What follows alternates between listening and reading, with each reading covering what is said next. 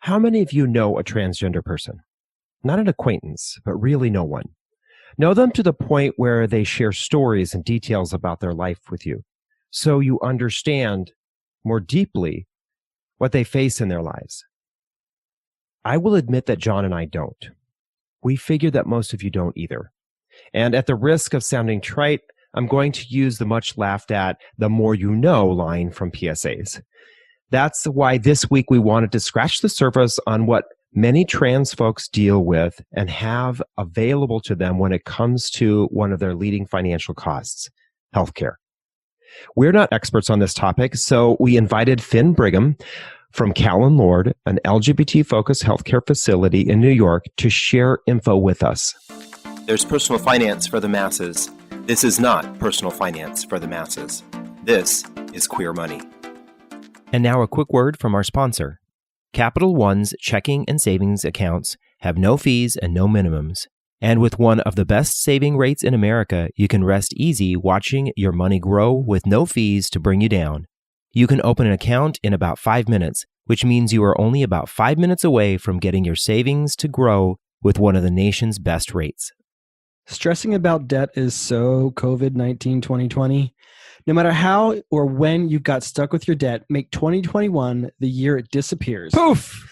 Sleep better at night and live happier during the day. I'm a unicorn! Sign up for the credit card payoff plan between January 2nd and January 4th this 2021 and get a one-time special offer, a free 45-minute 2-on-1 Out of the gutter, fellas. money success session with us, the Debt Free Guys, a $197 value. Cha-ching!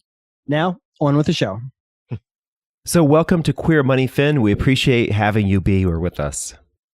I'm so excited to be here. Yeah, we're ready for an education session, I think. Time to learn. Okay. So just to kind of lay the groundwork, out of curiosity, how did you get into this world of LGBTQ, but I think maybe especially trans-focused healthcare? That's because it's very, very niched. Yeah, that's true. I think, my career started in HIV. After I graduated college, I worked at a HIV service organization doing case management and HIV testing, program development, that type of thing. And so, LGBT healthcare was certainly a part of that. And then when I moved to New York City, I sort of looked around and thought, where can I work that, with the skills that I've earned? And, Callen-Lorde is well known, at least in the LGBT healthcare world, as sort of the gold standard of LGBT care. And I wanted to work at a place where the mission met my values and that it was sort of a place that I could learn and grow more. I hadn't worked specifically in medical care in the past. So I started working at Callen-Lorde, and then, I think, and I'm sure we'll talk more about it, but transgender health is, to me, super exciting. It's sort of the newest, most innovative type of healthcare that I wanted to focus on. And so being transgender myself, as well as now being at Callen-Lorde, that was really getting its feet under it in terms of learning about transgender health, I put a lot of my focus there. Nice. Very cool. Yeah. It's nice to see that you maintained kind of the desire to help the community and grow your career at the same time. That's not something that you could do in all industries. So it's nice that you've done that. So when it comes to transgender healthcare, I think at a very high level, all of us just kind of assume and say, yeah, this is different. Maybe you could, without going super deep, explain to us what are some of the things that make transgender healthcare different. Sure, it's a great question. So I think a few things come to mind. One is that there are very few providers in the country, or in the world for that matter, that are trained in LGBT healthcare, and especially transgender healthcare. Even providers that are well-intentioned or happy to serve the transgender community just don't get the knowledge that they need to know how to do it well. So that's something that's different, right? Most people could go to a primary care physician anywhere in the country and ask the basic healthcare questions that one might have, and that healthcare provider should be pretty able to any healthcare issue that you have, they should be able to help you. When it comes to transgender care, that's just not the case for the vast majority of primary care physicians. There's also a stigma associated with transgender health, unfortunately. In some ways, it's sort of similar to HIV stigma, that patients face discrimination in healthcare and elsewhere for that matter, not just in healthcare. So trying to access transgender healthcare can be quite intimidating for people because they're worried about the discrimination that they may face. The last thing I'll say that makes it a little bit unique is that for the vast majority of states and the vast majority of health insurances, transgender healthcare is not covered. So again, most medical issues that folks have will be covered by their insurance, including HIV care. But for, again, most states and most insurances, transgender health, including hormones and surgery, are not covered. Okay.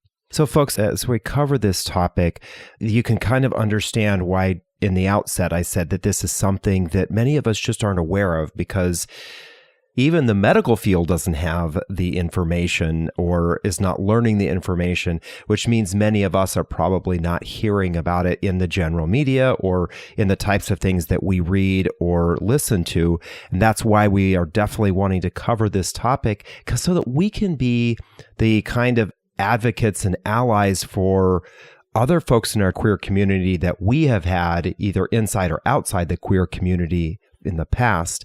So it's nice to start delving into this. Now, you kind of mentioned some of these common issues, things like discrimination, that there's just this kind of lack of knowledge or lack of desire to serve the community, maybe even, I guess, maybe some fear.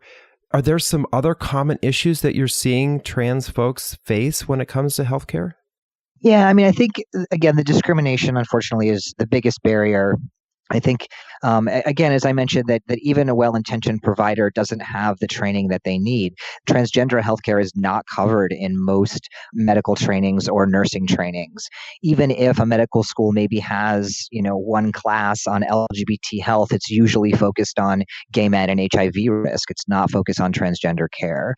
So, for some examples that your audience might understand, a transgender woman, say, who's perhaps gotten breast implants, might go to a doctor and say, is my breast cancer risk the same as a cisgender woman or a non-trans woman?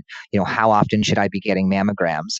And again, even the well-intentioned provider might say, I have no idea. I don't know how to guess your breast cancer risk. Yeah. Or a transgender man saying, I've been on testosterone for 5 years now. Is it important that I get a hysterectomy? And again, a doctor saying, I really don't know. And so a lot of transgender folks feel like they need to become their own medical care providers. A lot of internet research is done. There's a lot of communities online to try to, piece these things together ourselves, which is obviously not ideal. It's, you want your doctor to have these answers. So I think that those are the common issues that come up, is just, we're all just forging forward the best way we can. I think it's, reasons that places like Callen-Lorde have such demand, because it's the only place that folks feel safe, not only in terms of safety against discrimination, but safety in terms of competent medical care. Right. Absolutely. So I'm wondering if, for some of what you just mentioned, to know whether or not you need to get mammograms or whether or not you should get a hysterectomy are sort of fundamental primary care questions. Does that then require transgender folks to seek out specialists? It depends. As I was talking about transgender healthcare nationally, there are LGBT healthcare providers in many of our large cities, but when you get outside of those cities, it can be really difficult, and certainly not in all cities. So I think when you are able to access an LGBT competent provider or clinic, you shouldn't need a specialist unless there's something wrong, right? I mean, most folks can imagine what they go to their primary care physician, they check their blood pressure, they do lab results, whatever. They probably will do a breast exam, these types of things, and only if they find a lump will they send them to a specialist. Mm-hmm. So specialty care may be necessary in the same way it's needed for cisgender, again, non-trans folks, but I think that folks often feel like they need to seek out specialty care for any trans health issue, which is not necessarily the case. I want to envision a world, and I hope for a world in which transgender healthcare is not a specialty, that any primary care physician can do the base amount of care as they would for any other person, and that it shouldn't be considered a specialty. Got you. Yeah, I guess I should know this number, but I don't. Do you have an idea of about how many trans folks there are? And let's just say in the U.S. for now, because that kind of makes it a little bit easier for us to understand. Sure, that's actually a great question. So there's a lot of different estimates about how many transgender folks there are in the country. It's certainly over 1 million, but I think that those numbers are often underestimated, and the definition of transgender has evolved over the years. I'm sure many folks have heard of the terms of gender non-binary, gender non-conforming, gender expansive, etc. And so, what it means to be transgender is evolving, and I think, and I'm generalizing here, but the younger community is more likely to embrace those types of terms. And I think that population will expand or already has expanded. Right. But a rough estimate that is often agreed upon is 1 million or to about 1.5 million. Yeah, Gotcha. that's interesting because there are roughly about that many, just estimated to be under 1 million doctors in the United States. And so the percentages of doctors that are available for folks that have this specialty clearly there's this massive divide between the number of doctors who would have this specialty or understanding and the number of folks that are out there. I can't just imagine what it's like if you had less than 0.5%, which is similar to the number of trans folks in the United States. For doctors, you're talking about a couple of thousand doctors in the whole United States that would have this. And like you said, they're probably concentrated for the most part in some of these major cities, which just, it makes me feel for the trans folks who are living in rural small towns or even some of the medium-sized towns of 250,000 or less. There probably just isn't anyone there to serve them. Well, maybe the government's Absolutely. helping. We cannot overemphasize how difficult it can be for transgender folks to access competent care. We could talk for an hour about it, and I couldn't overstate it. Yeah. What do you think seems to be I know I can probably assume, but I don't want to. What would you say are the biggest barriers to allowing adequate health care for trans folks? Yeah, I think there's a few barriers. As I mentioned, this is just not trained in school. So even if you have a provider that wants to do this care, they don't know how to access the information that they need. There are some ways that people are trying to address that, but even if you have the will, it can be hard to know what to do. And I think that can cause fear in providers that they're going to do the wrong thing or say the wrong thing, and so then they just don't really want to embrace this population for fear that they might mess up. Right. Makes sense. And, I guess that is a very real fear, right? If you don't have adequate knowledge about any topic, you don't want to talk about that topic. You definitely don't want that to be your job, right? So I understand the hesitation to go into the field, especially if you're in an area where there wouldn't be a high concentration of folks. Do you think that the way that the federal or state government has made it more or less difficult for trans folks to get health care may have contributed to this? Yeah, I think, there's a lot that the state and federal government can do to make it easier or harder on transgender folks. Your audience probably is aware of examples of sort of outright discrimination put in place by the federal or state government, such as the ban on transgender folks serving in the military or not allowing transgender folks to legally adopt children. So those are sort of really clear ways.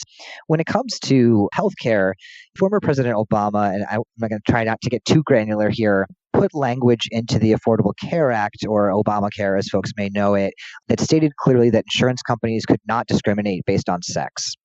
That law, or that part of the Affordable Care Act, has been used to argue that you should not be able to discriminate in insurance for transgender health care, saying if you don't include transgender health on your insurance policy, you are discriminating based on sex. So that was really helpful. So that was an example of ways that then federal government really did support taking away discrimination in healthcare for transgender folks. I live in New York, and in the state of New York, that law was used to really push forward transgender healthcare being covered by all insurances. And then our governor also held that up and even further said you cannot discriminate. So any insurance that is operating in the state of New York, whether it is the Affordable Care Act, whether it is Medicare, whether it is Medicaid, private insurances have to cover transgender healthcare.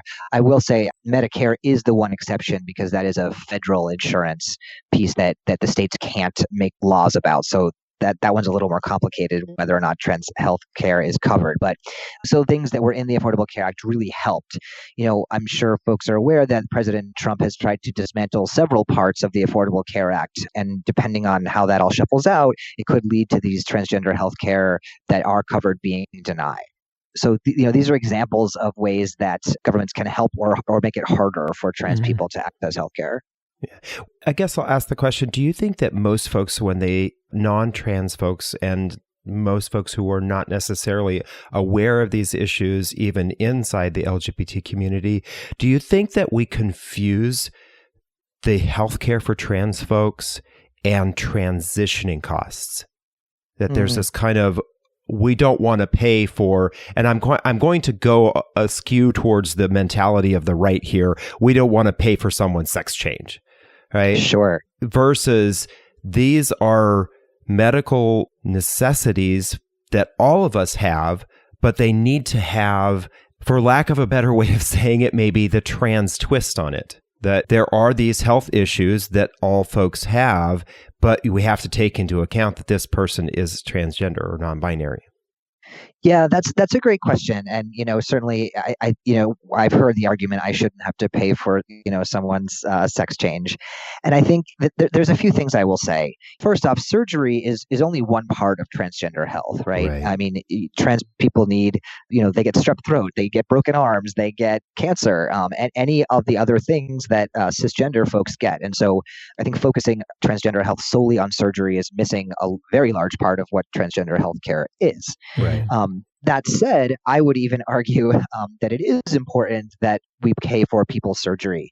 There's data that shows that when folks are able to access hormones and surgery, they are less likely to have substance use issues. They are less likely to have mental health issues. They are less likely to commit suicide. They are less likely to be homeless. So, all of these things that government taxes do pay for can actually be alleviated by folks accessing transgender healthcare, even if we're specifically talking about hormones and surgery. And there's a larger sort of ethical argument, if you will, about how we define transgender health by a mental health diagnosis versus strictly a medical treatment. There is a mental health diagnosis that can help transgender folks to access care, because if you have this specific diagnosis as a transgender person, then insurance will say, well, I have to cover this because you have this diagnosis. So it can be helpful to open doors. The downside is a lot of transgender folks, including myself, would argue that being transgender is not a mental health issue, it's a medical issue. And so if we look at it as the lens of simply a medical issue, I think it can be easier to wrap your brain around why it is important for this type of medical care to be covered. We wouldn't argue that somebody, if they have any other medical condition, should be able to get that medical condition treated. And I would advocate in the same way for transgender health. Absolutely. That makes 100% sense here. How does your bank support the LGBT community? Not at all? For Pride in June? Or 365 days a year? Capital One proudly supports the LGBT community throughout the year. Maybe it's time to support a bank that supports us. Go to debtfreeguys.com/cafe for more info. Stop stressing about your debt, sleep better at night, and live happier during the day. Sign up for the credit card payoff plan between January 2nd and January 4th, 2021, and get a one-time special offer, a 45-minute 2-1-1 money success session with us, the Debt Free Guys, a $197 value for free. So we've kind of covered this idea that there are some challenges, some issues, there's the discrimination, and we see a lot of that based on what the states are doing, but also what the insurance companies are doing. So insurance companies oftentimes will default to what the states tell them that they can or can't do. So what are some of the resources then that trans folks have, either for transitioning or for the care needed immediately after, or long-term care, just general health care? If they don't have insurance, or regardless of if they have insurance? I think that maybe we can kind of take both sides of it. Folks who have insurance, they're probably going to be looking for resources, but I think predominantly folks who are running into this issue where my state or my insurance doesn't cover these kinds of healthcare costs, what can they do? Yeah, so there's a few things, but as you highlight, it is really challenging. let's take the best case scenario. Say, like in the case of New York, insurance does cover hormones and surgery.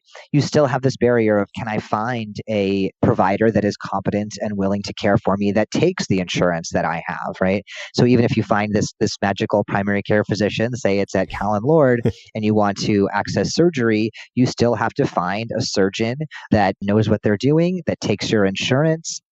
It can be really difficult. There's a lot of hoops that you have to jump through if you have insurance to get surgery paid for.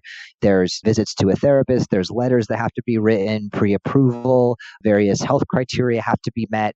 So even this is the best case scenario, the resources exist in terms of some competent providers and some very competent surgeons, but they can be, because there's so few, they can be really hard to access.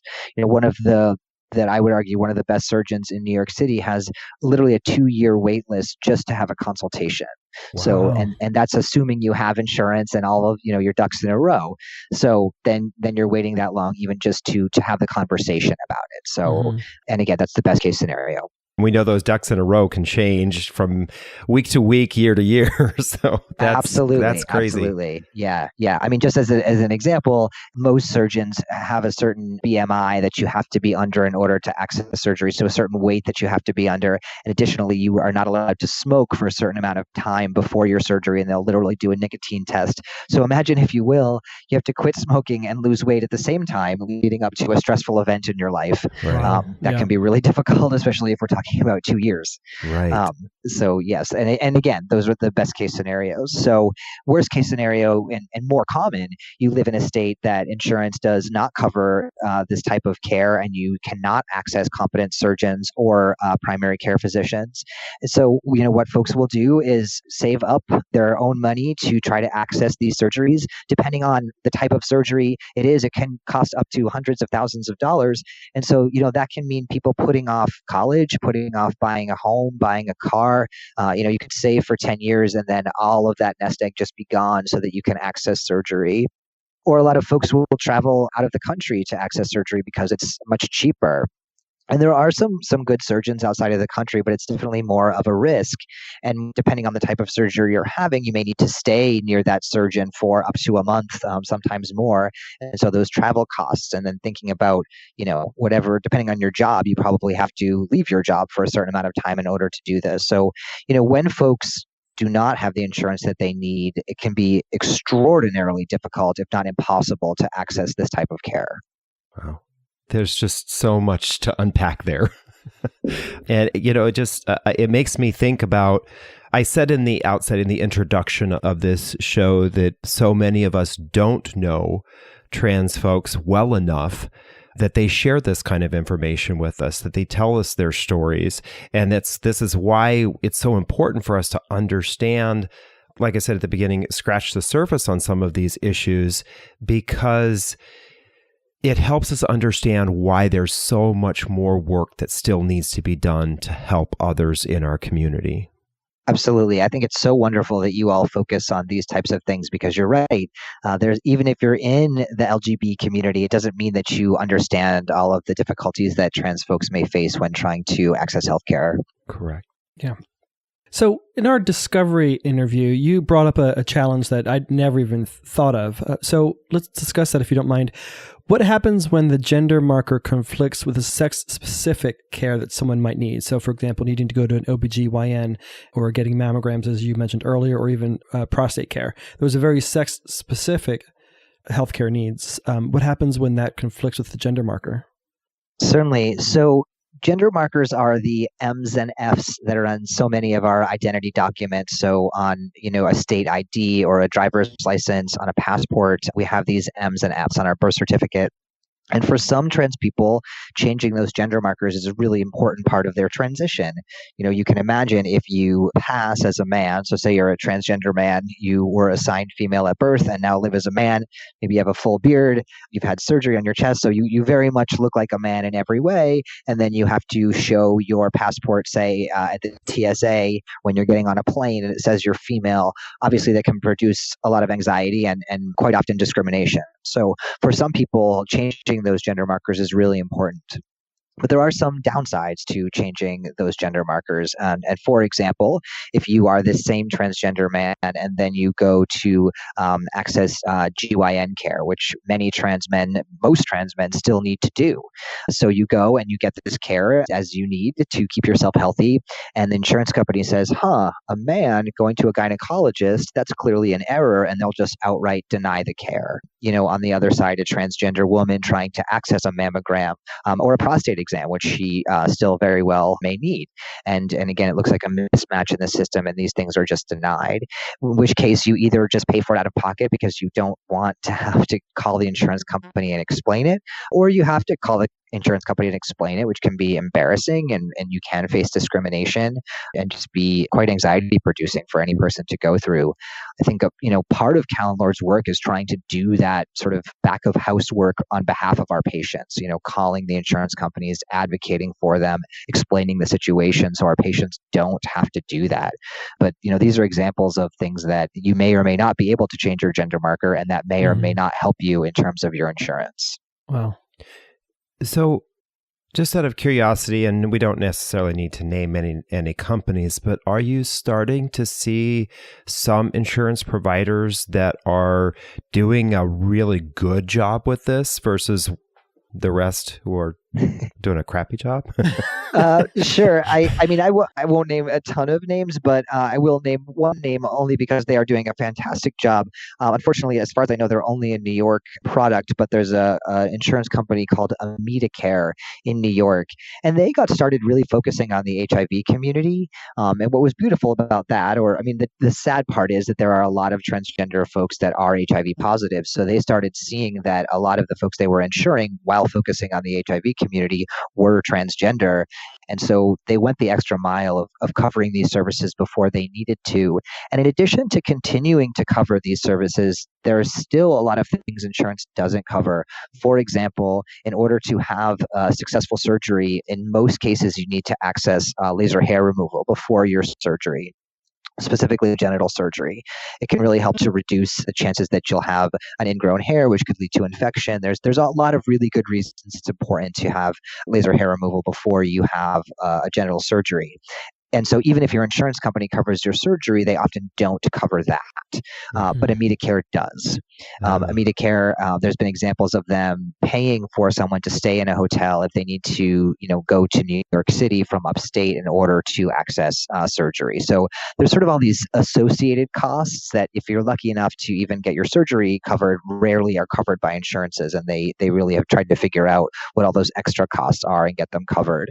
And I won't mention ones that aren't good because frankly, unless your state mandates it, the vast majority of insurances would never choose to cover it, which Right. I understand, they're in the business of making money, but, so I would say the vast majority of insurance companies just don't unless they're forced by the state.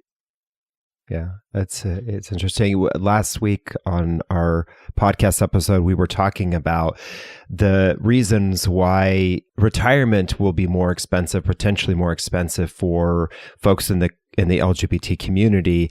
And this kind of highlights why some folks in our community simply may not be saving what they should be or could be saving for retirement because they have to cover all of these expenses that the rest of us, and I'm kind of lumping myself in there because I am a cis gay man, and when it comes to healthcare, almost everything that I need is covered when it comes to healthcare.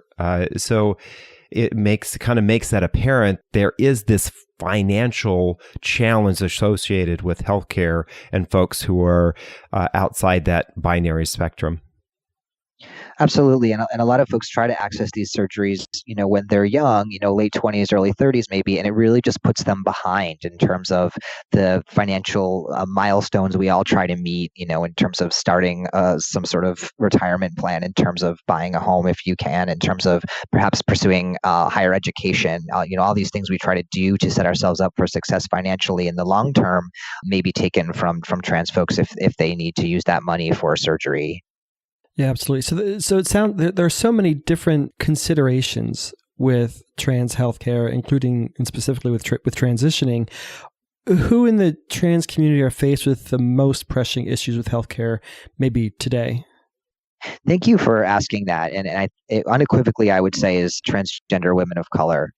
I think, in almost every marker of health, unfortunately, that population is falling behind.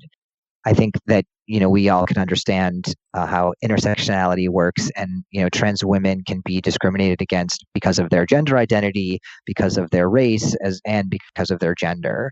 They face higher rates of physical violence. Again, they have the poorest health outcomes in the transgender community, the highest rates of HIV. So I think transgender women of color in particular really are facing, unfortunately, the most discrimination and the most pressing issues with healthcare. One other population that I would highlight, and you sort of mentioned it, are the aging trans folks. I think that most sort of assisted living facilities and nursing homes are segregated by sex. And so as transgender folks now age and may have to go into these types of facilities, there's a lot of fear of how they'll be treated, especially if they aren't able to advocate for themselves. So I hope in my lifetime we start to see more of those types of facilities that are focused on the LGBT community and more able to assist the transgender community. But right now, that's definitely something that can be really scary. Yeah, I appreciate both you sharing both of those. The latter one about trans folks going into LGBT specific care facilities. John and I wrote an article, and we talked about this one last week as well, that we have found basically 22 LGBT focused retirement communities / assisted living facilities. And there is no way that even those 22 could cover just the trans folks in the community. There's definitely a demand and a need for more LGBT focused care facilities when it comes to when we age. And I hate to be so callous about this, but the only way that that's going to happen is if there's the money to support that happening, both inside the community and federally. And we know the desire to help it federally is probably not there. So that means as a community, we need to figure out how to start encouraging more facilities to be built that will take care of us as we age. And that means we need to have the money now. You're absolutely right. And unfortunately, that is probably the biggest driver for it. And now is the time to start talking about that, right? I mean, I think the LGBT community is aging. And for better or worse, I think, when the HIV pandemic was raging, a lot of gay men didn't live until a time when they needed, to be in nursing homes. And, all of that's changing, which is wonderful. But there is this huge need and very few facilities that do focus on that. I try to be hopeful that, as time goes by, there are more and more family members advocating for this, that there's more, doctors and nurses in these facilities advocating for this. And so, similarly, Callen-Lorde would love to work ourselves out of business and that we don't need an LGBT specific healthcare. We're not there now, but someday hopefully it doesn't need to exist. And I hope the same, that, nursing homes and assisted living don't need to be LGBT specific in order to be competent. Certainly not there yet, but that's my hope. Yeah, absolutely. So you mentioned New York and New York City a lot, and that could be because that's where you're from. But are there similar providers like Callen-Lorde outside of New York City and even New York State? Yeah, so there are many other LGBT-focused health centers around the country. The ones that jump into my head, there's one in Philadelphia, there's one in Washington, D.C., one in Boston, one in Chicago, San Francisco, Los Angeles. There might be some other ones that I don't know about, but those are the ones that I know of. Mm-hmm. And there are a lot of university-based healthcare systems are at least focusing more and more on this type of care, or being at least aware that it exists. Mm-hmm. So things are changing, but there is still a huge dearth. And I think that, again, especially outside of major cities, folks can need to drive, 4, 5, 6 hours even to just get a primary care physician that knows anything about this. So there are other Callen-Lorde type facilities, mm-hmm. But there's the need far outweighs the ones that exist. Yeah, for sure. Exactly. I think just the way you put it, there's one in Philadelphia, there's one in Boston, there's one in Chicago. I mean, these are cities with multiple millions of people living in them. And we know that means that there are thousands of trans folks who need these services. Again, pointing out that inadequacy. Yeah. Yep. Now, you kind of mentioned this, but just to confirm, can folks not living in New York City area benefit from Callen-Lorde? That's a really interesting, timely question.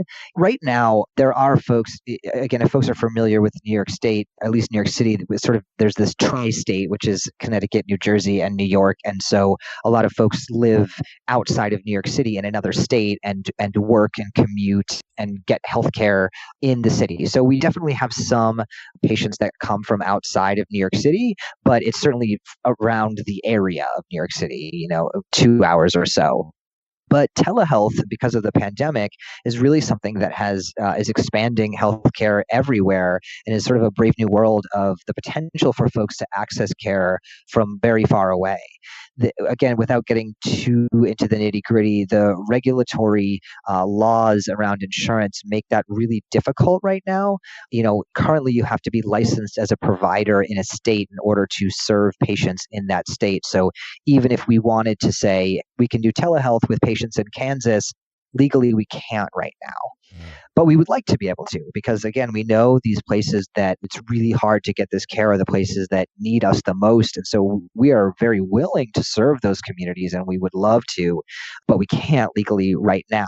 I'm really hopeful that one of the silver linings of the pandemic can be that as telehealth becomes more and more common, these regulatory laws around insurance will change, because the demand will be there to say, hey, if I can see, LGBT healthcare aside, if there's a heart condition specialist, in Ohio, and I live in Nevada, and I can see them via telehealth and they're the best in the world, I want to be able to do that.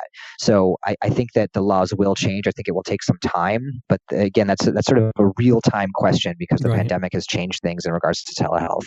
Yeah.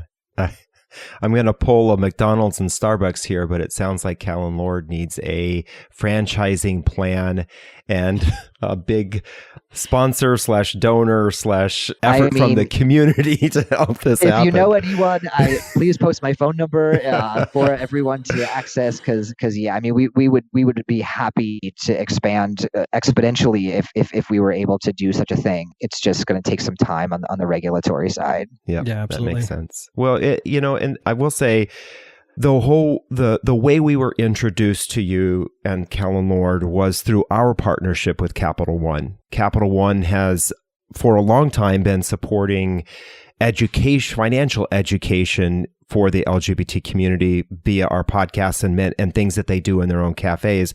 But they've also been a huge supporter of organizations across the country that are supporting the LGBT community. So they have been helping you and supporting you. How has that helped your mission? Yeah, Capital One has really sort of walked the walk, if you will, with us, and not just given us a donation here and there without really getting involved and understanding the work that we do. And they do support a lot of LGBT organizations. So, over the years, they've done things like donate to some of our events. We have a run in the spring and an annual gala. They've also done some specific support for the work we do with youth. So we have an adolescent LGBT health program, and they have supported that.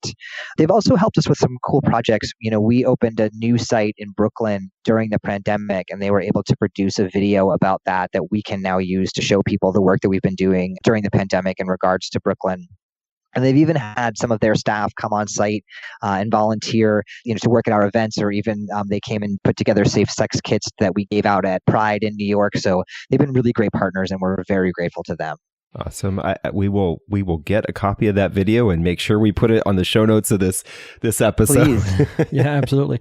Yeah, no, there's a lot of talk about capitalism permeating into Pride, and people have a lot of frustration with that. But to your point, Capital One obviously has a great representation at Pride, but they are also there 24/7, 365. And for example, this show would not be able to be produced and continue if it wasn't for Capital One. And this is a week-to-week project for us, similar to what it sounds like you're experiencing at Callen-Lorde. Yes, for sure. They're wonderful partners, and we're very, very grateful and hope that we continue to collaborate. So enough with the Capital One commercial. What about the rest of us? Because John and I continually, and for those of you who listen to this podcast regularly, you hear us say this over and over again, that the support has to come from inside the community as well. We cannot continually rely on government organizations, corporations to always support our community. We have to become self-sustaining as much as we can. So what can we as folks do John and I live in Las Vegas. You're in New York. What can folks who are not in the New York area do to help? Sure. So, I mean, I will focus a couple things first on folks that live in New York, and then talk about broadly, folks all over the country or all over the world for that matter. In New York, there's a couple things. There's something, and again, I don't want to get too specific, but that we're facing a huge challenge around. It's called the 340B. Long story short, that are some regulatory rules in the state of New York that really help to keep us afloat. It has to do with the way that we are able to purchase medicine and sell it back to our patients through our pharmacy. It's been really something that's kept us afloat all of these years, and there's current guidance that wants to change that and will really take the safety net away from all federally qualified health centers that have pharmacies in any state. But if you live in New York and you can go for 1 second to SaveNY, safetynet.com, be super helpful to have the support and just say, please keep these laws the way they are. The federally qualified health centers need this funding to stay open. As I mentioned also, we have a new site in Brooklyn that is taking new patients. We have not been open to new patients for many years simply because the need was so great and we couldn't expand. And we did expand to Brooklyn. So we are taking new patients in Brooklyn if anyone is looking for an LGBT competent provider. More largely speaking, across the country or across the globe, I think speaking up about LGBT healthcare in general, having platforms like this, having these conversations is very important. I, challenge everyone when they go to a healthcare provider to look at, say, the intake forms and say, does it ask for your preferred pronoun? Does it ask for your gender identity? If it asks for your marital status, does it include partnered? Folks can advocate at every dentist office, at every emergency room, wherever they go to access care, the dermatologist, just to make sure that it's inclusive. That goes a long way. Providers listen when their patients ask them questions. I will also say that we do national and international, for that matter, training on LGBT health. So, if you are going to a clinic in Kansas and you don't feel like they're being competent, you feel like that they could use some support, we can do a virtual training with them to help them understand what the important parts of LGBT competent care are, how they can do better. So they can just go to our website, which is Callen-Lorde.org, and get some information about how to access training so that hopefully we can help all of these clinics across the country and again across the world, ideally, to be better serving of the LGBT community. Oh, thank you, Finn. Appreciate that. Folks, we're going to make sure that we have the links to 340B and Callen-Lorde's website on our show notes page. And for all you folks who are listening in the New York area, please do what you can. If you're on our email list, you're going to get an email about this as well.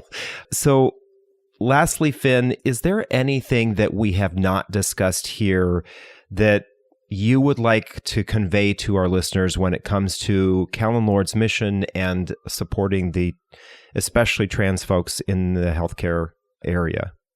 I think that the one thing I try to leave most folks with when I do some of these trainings that I mentioned is that if you have young people in your life, to let them know that it doesn't matter to you if they are LGBT, you love them unconditionally, you will be here for them. I think so many youth don't hear that message from their parents for a variety of reasons, and just having one person in their world that they know support them can literally save their lives.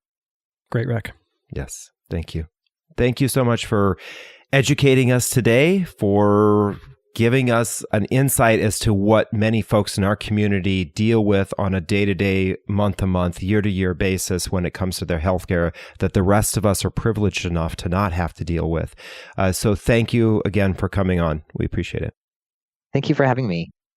This podcast is sponsored by Capital One. Capital One is redesigning the banking experience by offering simple, straightforward, and seamless ways for you to bank from almost anywhere. So banking fits into your life, not the other way around. Finn, thank you for taking time out of your day to help us help our community of Queer Money listeners learn more about queer healthcare.